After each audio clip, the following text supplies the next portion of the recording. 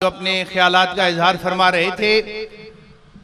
हजरात गिरामी, अब मैं उस शख्सियत को दावत खिताब देने लगा हूं कि जिसके बारे में मैं ये कहूं कि जैसा कि आप हजरात के इल्म में है कि हमारे बच्चियों के दारुल उलूम ज़ियाउल उलूम अताउल हबीब की तामीर भी मुकम्मल हो चुकी है और जिसका नाम अताउल हबीब है।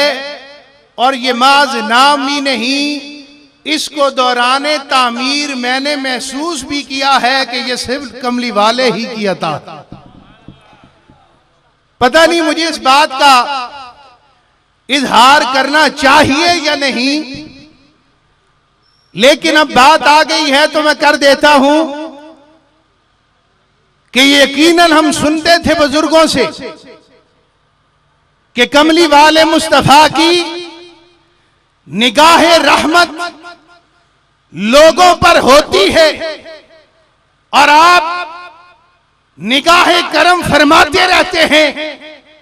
पहले मैं सुनता था और किताबों में पढ़ता था, लेकिन इस दारुल उलूम की तामीर के दौरान मैंने बारहा महसूस किया कि ये इदारा ज़ियाउल उलूम अताउल हबीब जो है, इसे हम नहीं बनवा रहे, इसे शेख अनवार नहीं बनवा रहा, इसे मोहम्मद अरबी अपनी निगरानी में बनवा रहे। हजरत गिरामी, इस साल दाता साहब के उर्स का मौका था। उससे 2-3 दिन पहले मुझे शेख अनवार साहब का फोन आया। आपने कहा कि अकाउंट की क्या पोजीशन है। मैंने कहा मैं वालिद गिरामी से पूछकर आपको बताऊंगा। रात को मेरी बात हुई, मुझे वालिद साहब कहने लगे वो अपने कुछ मसाइल में बड़े मसरूफ हैं, कुछ उनके कोर्ट्स में मसाइल चल रहे हैं, उन्हें अकाउंट के मुतालिक ना बताना, ना इजहार करना, हम किसी तरीके से भी इसकी तामीर को मुकम्मल कर लेंगे। एक दिन गुजर गया, शेख अनवार साहब ने दूसरे दिन फिर मुझे फोन किया। मैंने तुमसे अकाउंट के मुतालिक पूछा है। मैंने कहा जी मैं 1-2 दिन बाद आपको बताता हूं। मैं दाता की नगरी में था, उर्स के मौके पर हाजिर था। लाहौर में शेख साहब का फोन आया, कहने लगे क्या बात हुई। मैंने कहा मैं रावलपिंडी जाकर वालिद गिरामी से बात करके आपको बताता हूं। मैं पीर के दिन शाम को अपने घर पहुंचा, वालिद गिरामी से बात हुई। मैंने कहा शेख अनवार साहब ने मुझे 3 बार ये फोन किया है। आपने कहा हाँ, आज वो मेरे पास आए थे।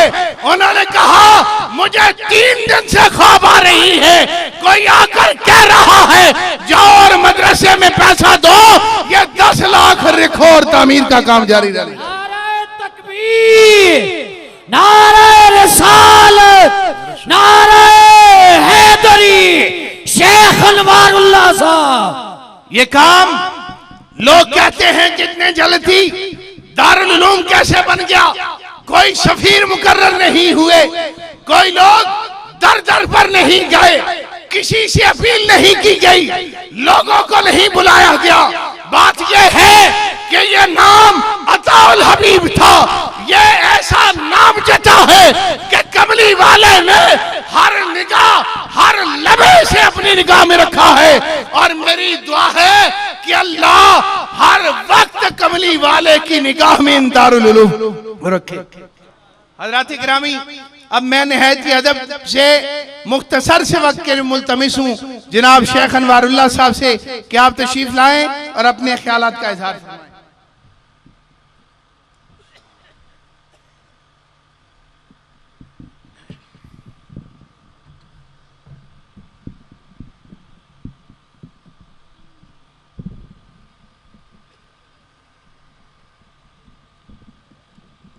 औज़ु बिल्लाहि मिनश शैतानिर रजीम, बिस्मिल्लाहिर रहमानिर रहीम।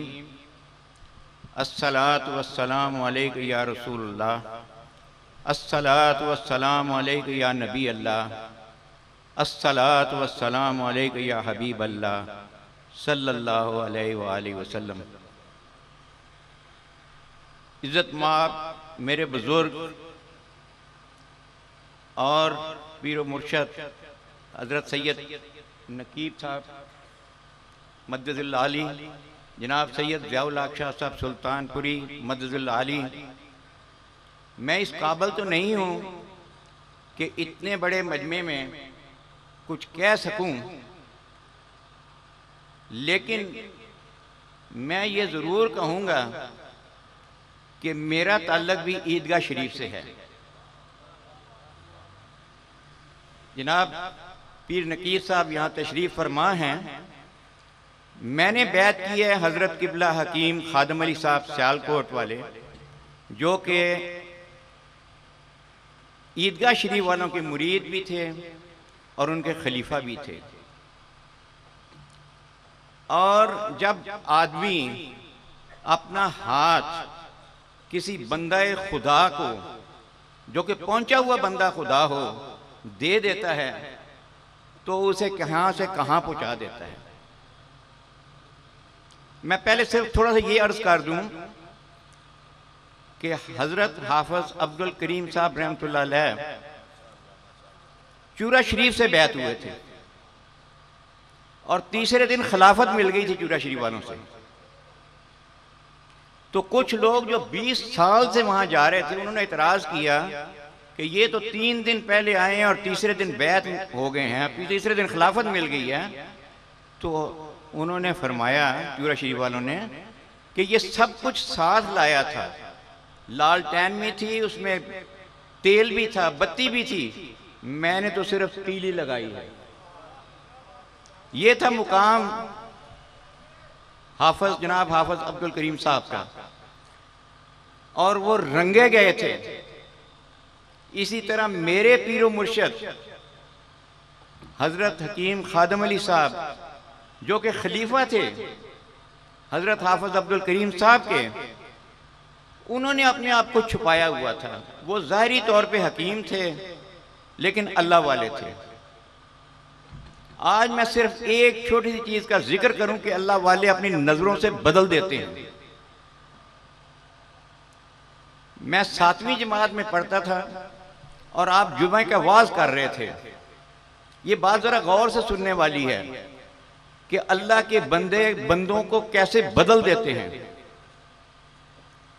जुमे का वाज कर रहे थे और फरमा रहे थे कि अगर सूरज निकला हो और सूरज आपकी पुष्ट पे हो तो आप चलना शुरू करें तो साया आपके आगे आगे रहेगा, आप भागना शुरू करें तो साया आपके आगे आगे भागेगा।